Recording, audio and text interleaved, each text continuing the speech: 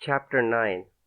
Anyone watching Michael Corleone land the plane on Lake Mead, the drivers of those two Cadillacs, for example, standing at the end of the dock and holding ropes, might have thought he'd done this hundreds of times instead of maybe 20.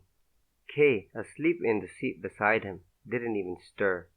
Not until Tommy Neddy and the two young guys squeezed into the back with him broke out in applause.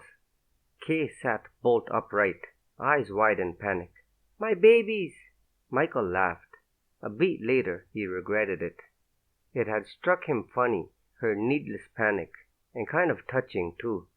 With anyone else, he wouldn't have reacted without thinking. Kay was the only person in the world who could make him act against his own nature. "Sorry, Mrs. C," Tommy said. "Should have seen it, though. Your husband's a natural. I'll admit it now. I was a little edgy about it. I didn't go on a regular airplane until last year." Kay rubbed her eyes. "I wasn't laughing at you," Michael said. "You okay?" "They do float," Kay said to Tommy. "Float planes. Though sometimes they also flip." "Yes, ma'am." "What were you dreaming about?" Michael said. She put her hand to her chest, as if to still a racing heart. "I'm fine. We're home?" "Well, we're back at Lake Mead." "That's what I meant." "What do you think I meant? The mall back at Long Beach?"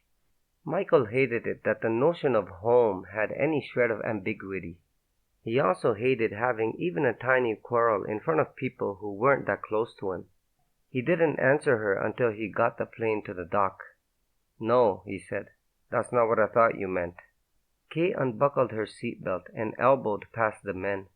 She had been sore since Michael had swung back by their property to pick up the men for the ride back. She got into the back of their car, the yellow one with the black roof. Michael told the men to give his regards to Fredo and Pete Clemenza. The red Cadillac was Fredo's. It was supposed to go meet their respective planes, and that he'd be back at the Castle in the Sand no later than 6:30. He got in back beside Kay. "A date," she said. "Like old times. All day until late tonight." "That was what you said." "I needed to get them back here somehow." "You slept through it all anyway."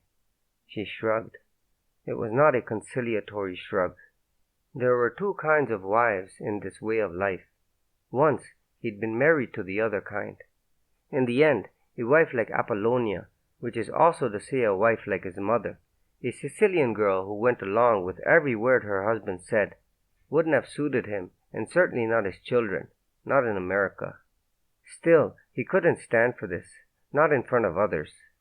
Even his most loyal men should not see the head of their family commit any weakness, however petty.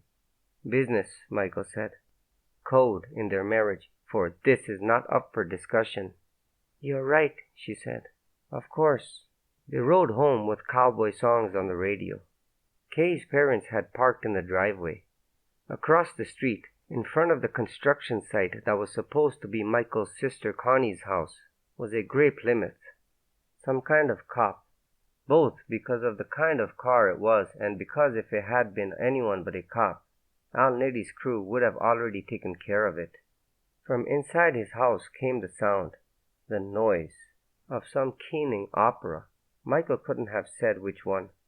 Unlike the old mustache Pete's, Michael had never felt the need to affect any interest in opera. The music in the house was all Kay's.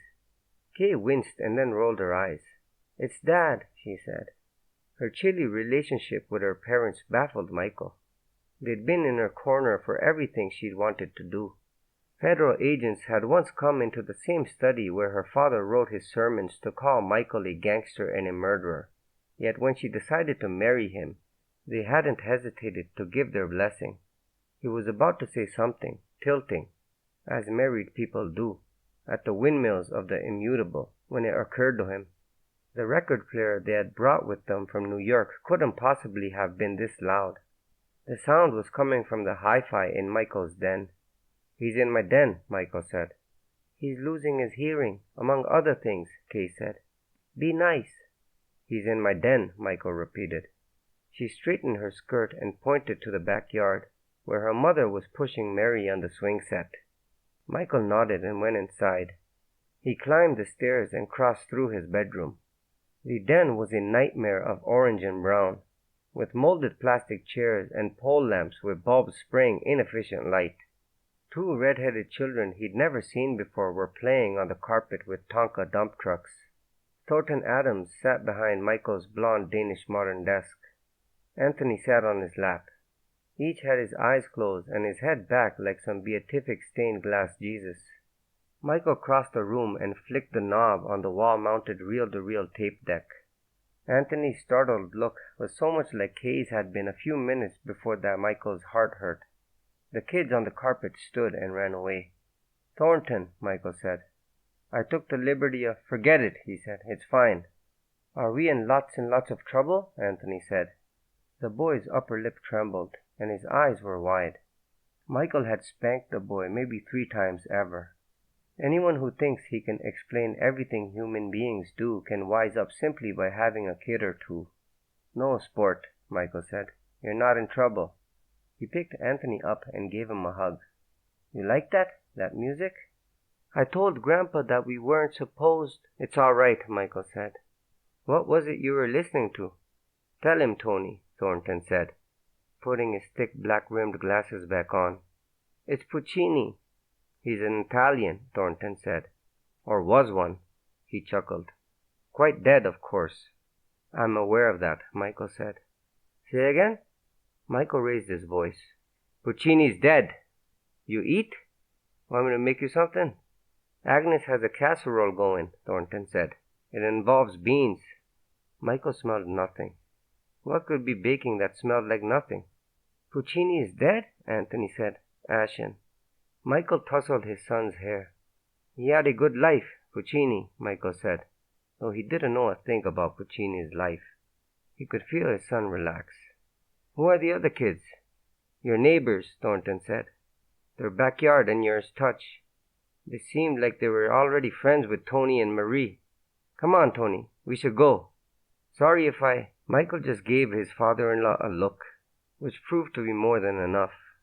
He set his son down, closed the door, and was alone. The shower in the next room started. Kay. Michael got his tux. It was the one he'd been married in. He had worn his other one last night, though the pants could stand to be let out. He sneaked a peek at Kay through the glass shower door and went back into his den to change. Fredo had meant well, which probably someday ought to be his brother's epitaph.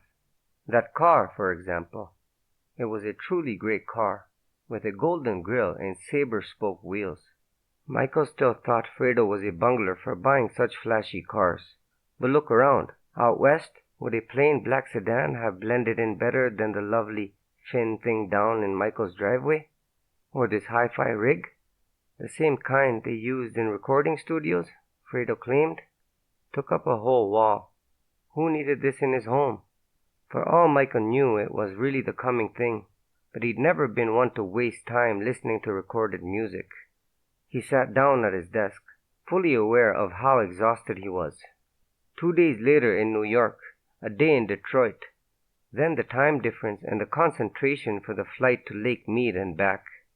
And he still had what promised to be a long night in front of him. Meetings at the Castle in the Sand, the impending news from Rattlesnake Island, an appearance at the Fontaine show, and the thing after that, the ceremony. Michael ran a finger absently around the perimeter of that big ceramic ashtray with a mermaid on the rigid island in the middle. It belonged to Pop. The crack where the ashtray had been glued back together was still visible.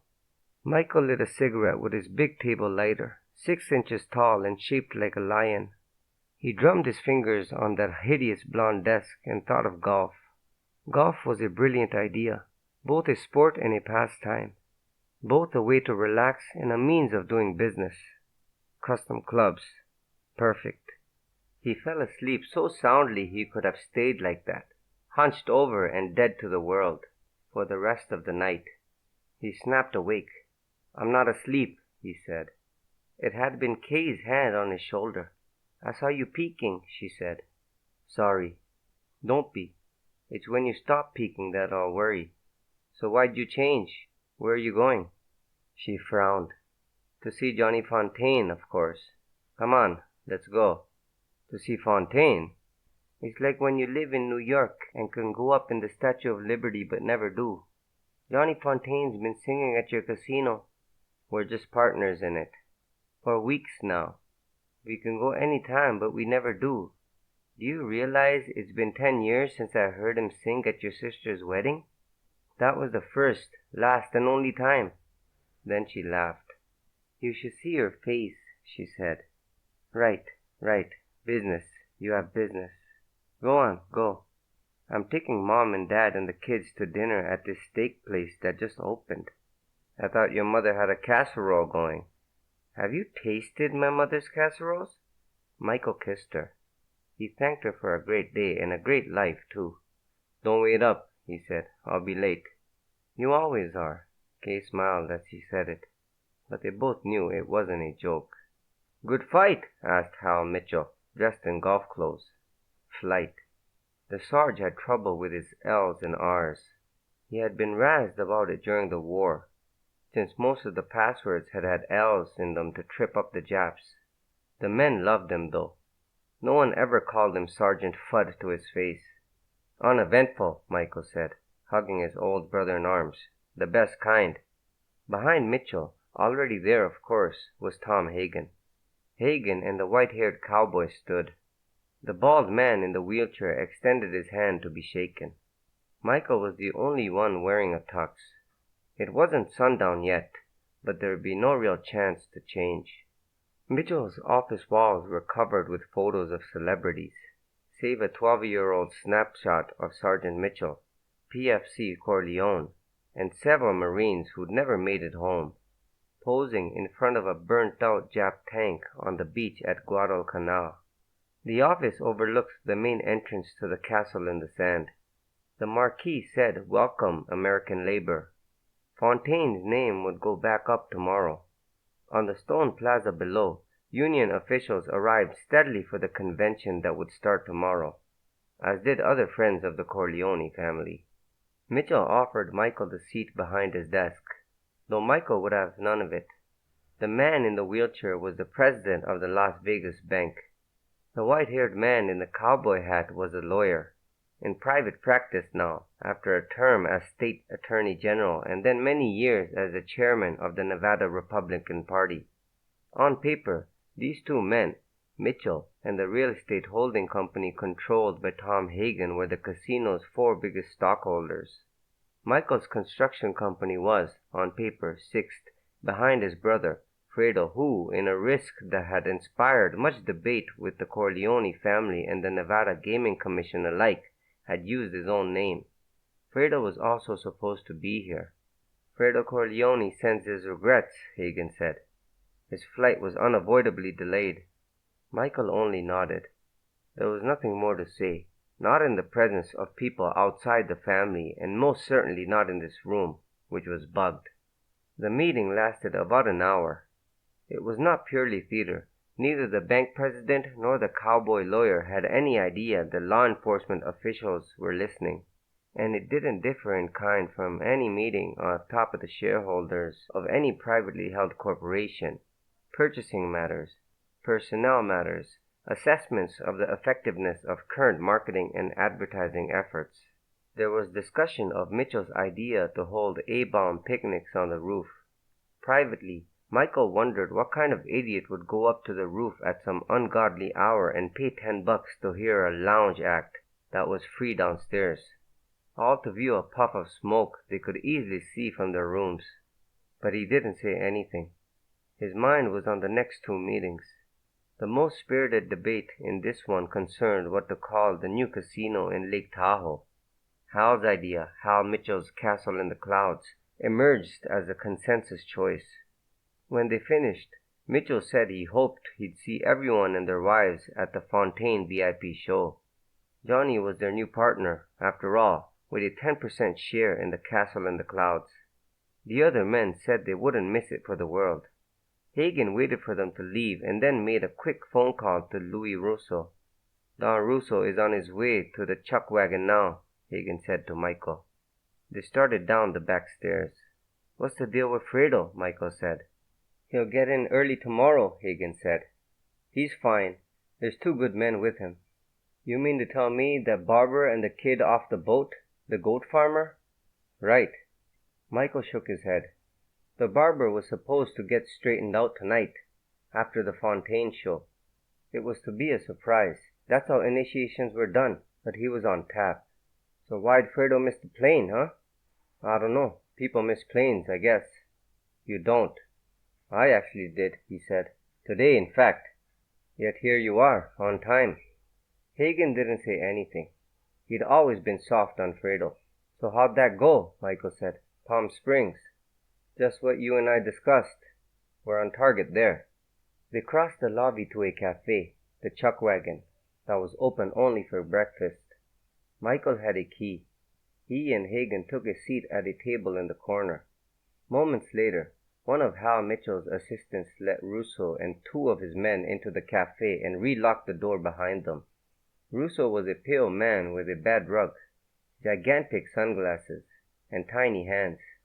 He made a beeline to the wall switches and turned off all the lights. His men closed the curtains. Hey, you brought your Mick Consigliere. He had a high, girlish voice. That's cute. Welcome to the castle in the sand, Don Russo.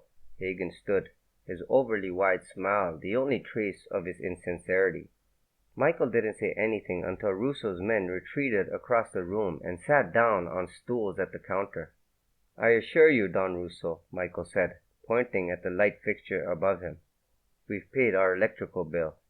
The dark's better, Russo said, tapping his sunglasses, the size of which made his nose seem even more like a penis than it might have otherwise. Some punk tried to shoot me through the window of a candy store. The glass cut my eyes. I can see good, but most of the time the light's still painful. Of course, Michael said. We only want you to be comfortable. I can tell it bothers you, Russo said, taking a seat at the table. That I turned all the lights off and closed the curtains without saying anything, right? So now you know how it feels. How what feels? Hagen said. Come on, Irish. You know what I mean, and your boss does too. You New Yorkers are all alike. You people made a deal. Everything west of Chicago is Chicago. Soon as you realize there is anything west of Chicago, you backpedal. Capone gets what's coming to him, and you think that syphilitic Neapolitan shitweasel is Chicago. The rest of us, we're nothing. You put together that commission, and are we part of it? No. Mo Green takes all that New York money and builds up Las Vegas. We are not consulted. You just up and call this an open city. Which you know what I think? I think great.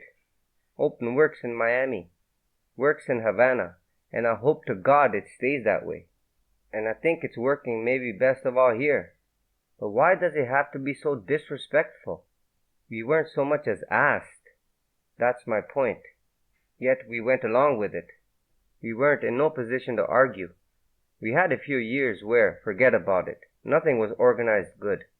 What happened was, I don't want to say you took advantage, but we lost out. Fine. Vegas is working out perfect as is. In Chicago, everything's under control. In New York, for a while you had blood running in the streets and all that bit. But from what I hear, you got peace again. I pray it's true. My point is this. During your troubles, did I think, hey, time to take advantage of my friends in New York? No. I stayed out of it. I don't want you to hold a parade for me or nothing, but Christ, what did I get for the respect I gave you during your hour of need? You moved the headquarters of your whole thing here. Here! Which is supposed to be open and, if you want to be technical about it, is rightly ours. I'm not stupid, all right? But I'm not a lawyer like this Irish here. But I didn't go to no fucking Ivy League school neither. So help me out. Tell me why I should stand for this. Louis Russo supposedly had an IQ of 90, but he was a genius at reading people. The glasses made it difficult to read him in return. I appreciate your candor, Don Russo, Michael said. There's nothing I appreciate more than an honest man. Russo grunted. I don't know where you're getting your information, Michael said, but it's not true.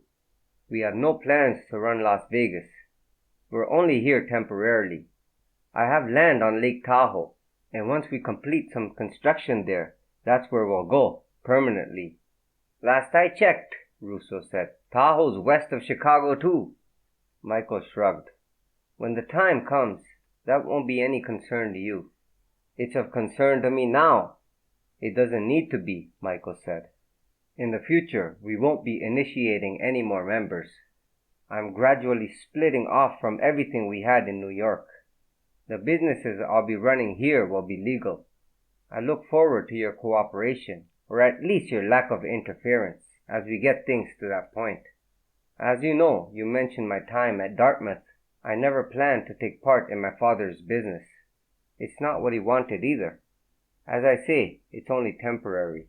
We'll be opening a new casino in Lake Tahoe, and we're planning on running it so clean that an army of cops, IRS agents, and gaming commission men could live there night and day.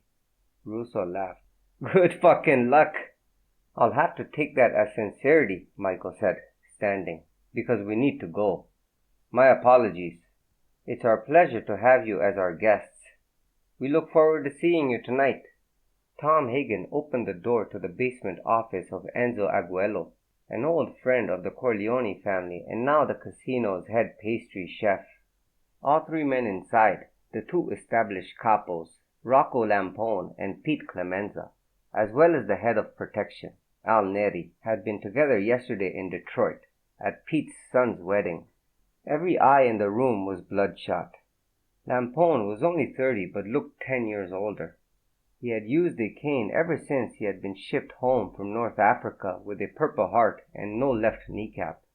Clemenza gasped from the effort of getting out of his chair. Hagen always thought of him as one of those ageless fat men, but now he just looked old. He must be about 70. They could have met in a suite upstairs, but Enzo's office had the advantages of being humble, close to the food, and 100% secure, a cinder block bunker that, with the best equipment money could buy, Nettie had swept for bugs. Nettie took his place in the hall, closing the door behind him. Where's Fredo? Clemenza said. Mike shook his head. He's fine, Hagen said. His plane's late. Storm's in Detroit. He'll be in tomorrow. Clemenza and Lampone looked at each other. They sat down on hard metal folding chairs around Enzo's gunmetal gray desk. I wasn't gonna say nothing, Clemenza said, but I hear weird fucking things about Fredo. I hate to say. Fredo's new bodyguards had come from Clemenza's regime. What do you mean? Mike said. Clemenza waved him off. Believe me, it's too flaky and ridiculous to talk about, and from what I hear, it comes from junkies and niggers, so you can ignore 90% of it right there. But the thing is, we all know he's... Clemenza grimaced, as if he were enduring a gas pang. Well, I ain't one to preach the abstemious life, but he's got a problem with the juice. Abstemious? Mike arched his eyebrows. Where'd you learn that word? I sent my fucking kid to some fancy school you went to, Mike. That's how I heard about it. He winked. Only unlike you, he finished it up. He says abstemious. Out loud? How else you say things? You know what else I learned about that word? It's one of just 2 words in the whole English language that uses all 5 vowels and in order. What's the other one? How the fuck should I know what the other one is? A minute ago, you thought I was too fucking dumb to know how to use even one of them. Everyone laughed, and the men got to work. The little time Hagen had spent as a corporate lawyer, for a meeting half this important and 10% as detailed, there would have been a squadron of secretaries, scribbling like mad, and still half of what was said would have been lost or distorted. These men, of course, wrote down nothing and, as tired as they were, could be counted upon to remember everything. They spent 3 hours chewing through old business, new business, grilled calamari, and pasta e fagioli. They discussed the toll the war with the Barzinis and Tatalias had taken on the family's business interests. They discussed the accommodations made for the wife and family of Tessio, the saddest and unlikeliest of traders, friend and partner of Vito Corleone since their youth, and the medical, funeral, and family financial needs of the organization's other casualties. They discussed the triumph of the erroneous but wildly held opinion among the NYPD and the newspapers, among other crime families, among nearly everyone outside the Corleone family, that both Tessio and his wife-beating brute Carlo, Mike's brother-in-law and the de facto murderer of his brother Sonny, had been killed by men dispatched by Barzini or Tattaglia. On top of this, the Corleone family's man in the New York DA's office, a classmate of Mike's at Dartmouth, planned to bring a series of indictments this week charging members of the Tattaglia family with the murder of Emilio Barzini and charging members of the Barzini family with the murder of Philip Tattaglia.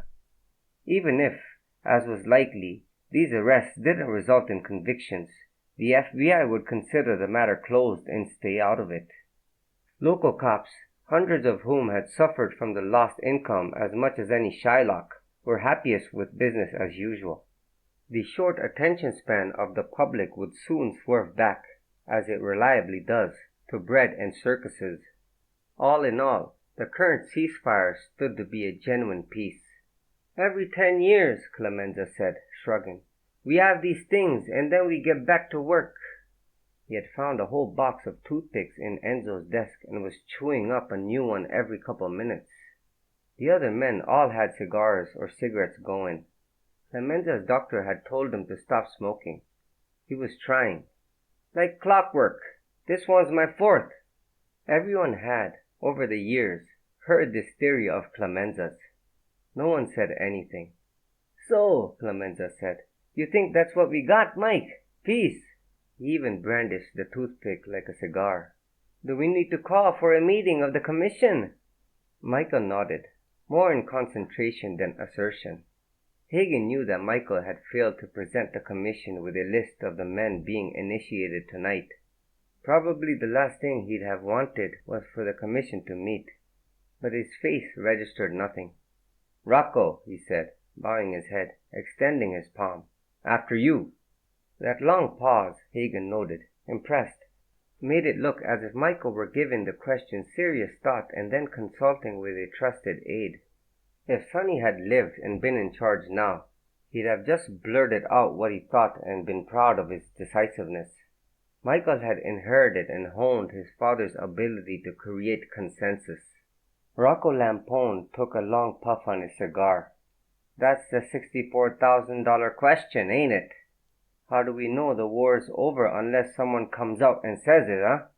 Michael knitted his fingers together and said nothing, his face utterly blank. The commission functioned as an executive committee for America's 24 crime families, with the heads of the top 7 or 8 families approving the names of new members, new capos, and new bosses. These were nearly always approved, and arbitrating only the most intractable conflicts. It met as infrequently as possible. "I'd say yeah," Lampone finally said. "We got a piece. We got the word of, what? Joe Zalucci, that's a given. Molinari, Leo the milkman, Black Tony Stracci. All but Molinari are on the commission, right? Forlenza's leaning our way, right? Any word yet from Ace?" "Not yet," Hagen said. "Gracchi's supposed to call in after they get to that fight." "That's a sure thing," Rocco said. "Gracchi, not the fight.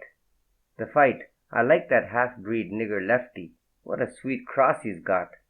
Ain't even human how fast and smooth it is." Clemenza slapped the top of the metal desk 4 times and arched his eyebrows. "Anyway, Forlenza makes 5, Rocco said. "We still think Paulie Fortunato's the new Don of the Barzinis?" "We do," Hagen said. "Then 6. He's a reasonable man, and in addition to that he's closer to Cleveland than Barzini was. In other words, he'll do what the Jew does. So that just leaves the other ones." In lieu of pronouncing the name Tattaglia, Rocco made a filthy Sicilian gesture. His differences with the Tattaglias were personal, visceral, complicated, and many. He had been the one who burst in on Philip Tattaglia, surprising him in a bungalow off Sunrise Highway, out on Long Island.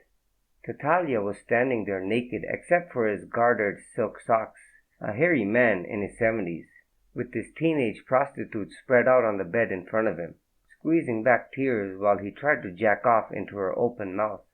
Lampone put 4 rounds into the man's soft gut. The Tatalia's organization was in shambles, and the man who had taken over, Philip Tatalia's brother Rico, had come out of a comfortable retirement in Miami.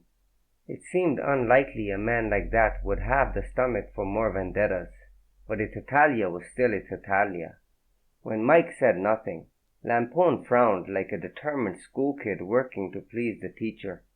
Mike was the youngest man in the room, the youngest Don in America, yet all the others were straining to prove themselves to him. He stood and walked to the place on the wall where a window would have been if there had been a window. "What do you think, Tom?" "No commission meeting," Hagen said. "Not if we can avoid it." Hagen, as Vito's consigliere, was the only one of them ever to attend such a meeting. He was also the only one ever to attend an even more rare meeting of all the families, which is what a call for a meeting of the commission would snowball into. Reason being, 3 commission members have died this year. With that many new men, if they meet, they'll have to figure out whether to add Louis Russo. No matter what anyone thinks of him personally, with Chicago what it is, they have to say yes. They don't meet. They can keep him on the hook and say they'll get to it next time they do meet. Once they meet, Russo's got to be part of it, which means a lot of different things could happen. Unpredictable things. "Older the guy gets," Clemenza said, "the more his nose looks like a pecker." This made Mike smile. Clemenza had had the same knack with Vito, though, truth be told, it had been a hell of a lot easier to get a smile out of Vito than it was Mike. "When he got the nickname, his nose was just big," Clemenza said, inserting toothpick number 9 into his little round mouth. "Now the end's red and shaped exactly like a dickhead. And those eyebrows? Pubic hair, am I right? All he needs is a vein to stand out on the side of his nose, and fuckface will get thrown in the joint for indecent exposure. Shit, they got Capone for tax evasion." He shook his head. "Panty waist arrests," and here Clemenza grabbed his balls and put on a good Chicago accent. "It's the Chicago way." Everyone laughed, even Hagen, though he privately believed that the reason Irish and Jewish gangsters had managed to move from most wanted lists to ambassadorships was that they, like Hagen himself, paid their taxes, to a point anyway. It was understandable that many Sicilians, whose distrust of a central government had run through their veins for centuries, did not. And it was also true that theirs was a cash business with nothing of importance written down. 100 IRS agents working round the clock for 100 years couldn't figure out 1% of what went on. Still, governments were no different from anyone or anything wielding great power. They wanted what was theirs. You had to wet their beak, or kill them. They discussed a host of practical matters that had to be addressed so that the family and its interests could again become fully operational. Only near the end did Michael discuss the ambitious long-term plans that he and his father, in the months Vito had spent as Michael's consigliere, had envisioned. Hagen let everyone know about his discussions with the ambassador and the family's role in James Kavanaugh Shia's plan for the White House in 1960. They already knew about Hagen's own, not unrelated plan to run for the Senate next year and lose. That senator was in the Corleone's pocket anyway, then used the legitimacy garnered by a respectable loss to make it easy for the governor to appoint him to a cabinet position. By 1960, Hagen could run for governor and win, which brought Michael to the last order of business. Before we take care of our short-handedness in other areas, we need to fix it at the top. First, there's the matter of Tessio's old regime. Any thoughts before I make my choice? They shook their heads. The choice was obvious. Gracchi would be a popular pick, especially among those who resented what had happened with Tessio. True, there had been grumbling about him from some of the older men in New York. He was Tessio's protege, but Tessio had betrayed the family. There was the issue of a narcotics operation Gracchi had been allowed to have, though it was still only a rumor. There was his age, though he was older than Michael. He was from Cleveland. He had a college degree and a few law school classes. Hagen had first heard of him when Poligato had him beat up by the punks who'd assaulted Amerigo Bonazera's daughter.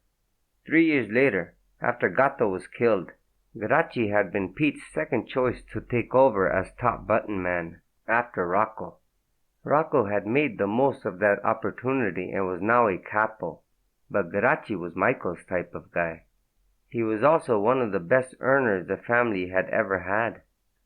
There were other options, older guys like the DeMessili brothers, or maybe Eddie Paradise. Solid, loyal men, but not in the same league with the ace. My only words of wisdom on this subject, Pete said, are that if Christ himself was ready to get promoted to capo, you'd hear complaints. I've been around a long time, and I never seen a guy who can earn like this Geraci. Kid can swallow a nickel and shit a banded stack of Clevelands. I don't know him in and out, but what I do know is good. He's impressed me. Michael nodded. Anything else?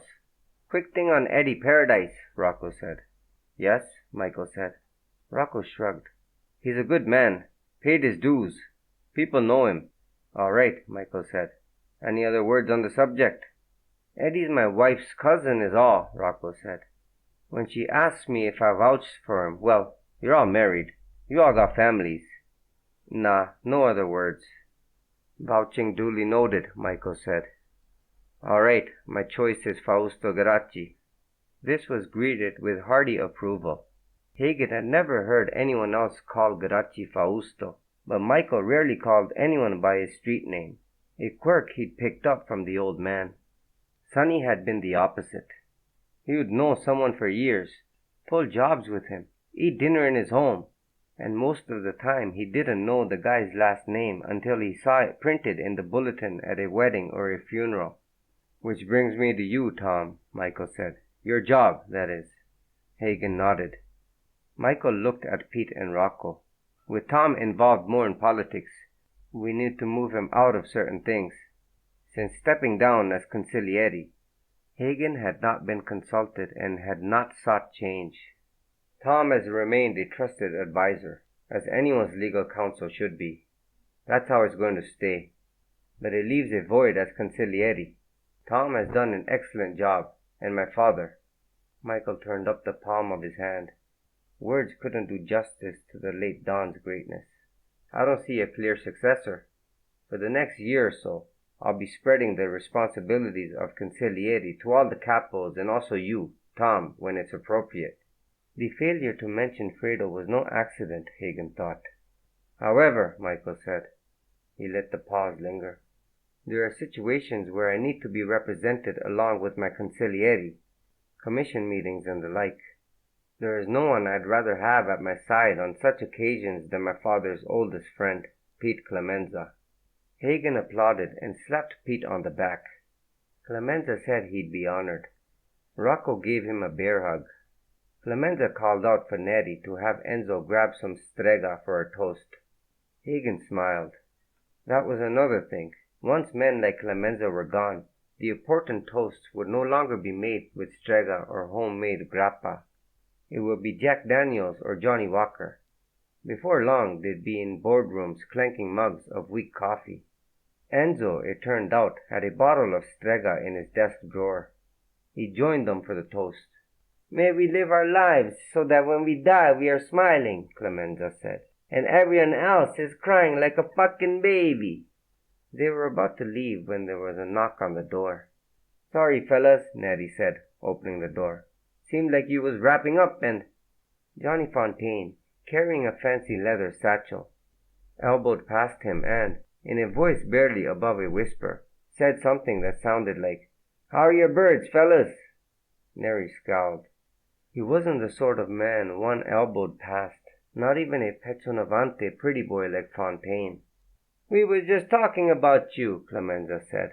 That statue you busted, up in your room there. You know that thing cost $3 grand? You got a good deal on it, Fontaine said. I'd have guessed 5. He'd never been close to Michael, but he presumed to cross the room and, with his free arm, embrace him. Michael did not react. He said nothing. Hagen had no use for show business people. Hal Mitchell appeared in the doorway. not in his tux too, breathless and apologizing. "It's just that the opening act's already on and—" "First thing," Fontaine lifted his satchel as high as he could reach. "Here's this." He dropped it. It landed hard on the desk in front of Michael. It sounded like money. "Airmail from Frank Falcone. He sends his regrets, and so does Mr. Pignatelli." Presumably it was a loan from the pension fund of the Hollywood unions Falcone controlled, an investment in the castle in the clouds. Michael remained seated. He looked at the satchel. Other than that, he was motionless. His expression couldn't have been more blank if he'd spent all afternoon dead. A vein in the singer's temple began to twitch. Michael ran his finger around the rim of his empty glass. The other men kept still, letting Fontaine and Mike stare each other down and waiting for Fontaine to say what the second thing was. It seemed unthinkable that this, such a small favor in return for all that had been done on his behalf, would have provoked such a childish outburst. Hagen would never understand Fontaine's lack of gratitude. 10 years ago, on Connie's wedding day, Hagen had walked away with 2 favors to carry out: getting Enzo Aguelo his American citizenship and getting Johnny the part in that war movie. Since then, Enzo had been a faithful friend, even standing unarmed at the hospital alongside Michael when 2 cars full of men had come to kill Vito, an act of bravery that probably saved Don's life. What had Johnny Fontaine ever given back to the Corleones? No one had put a gun to Johnny's head to sign a contract with the Les Haley Orchestra. Yet Vito Corleone had to send a man to put a gun on Haley's to get him out of it. The Corleones had gotten Jack Woltz to cast him in that war picture, which Johnny would have had in the first place if he hadn't sport-fucked a starlet Woltz was in love with. Hagen shuddered. After the murders of so many people, how was it possible that what stayed with him in his nightmares was Luca taking a machete and hacking off the head of Woltz's racehorse? Something Hagen hadn't ever seen, and something Johnny didn't even know about, since Woltz, as expected, had hushed it up. Another gift from the Corleones, the blessings of ignorance. The Corleones had even bought Fontaine an Academy Award. All those favors, and this was how he acted? The silence in the room thickened. Fontaine shifted his weight from foot to foot. Did he really think he could win a battle of nerves with Michael Corleone? Finally, Fontaine let out a deep breath. "All right, but here's the second thing," he pointed to his throat. "I'm sorry as hell, but I don't think it's a good idea for me to go on." All Michael said was, "Is that right?" Clemenza pursed his lips and flicked a softened toothpick past Fontaine's ear. "I thought Fredo's doctor friend fixed that. Your throat. The Jew surgeon. What's his face? Jules Stein." "Siegel," Johnny corrected. "He did." He looked around the room. "Which reminds me, you guys seen Fredo? I got something for him. A present from me."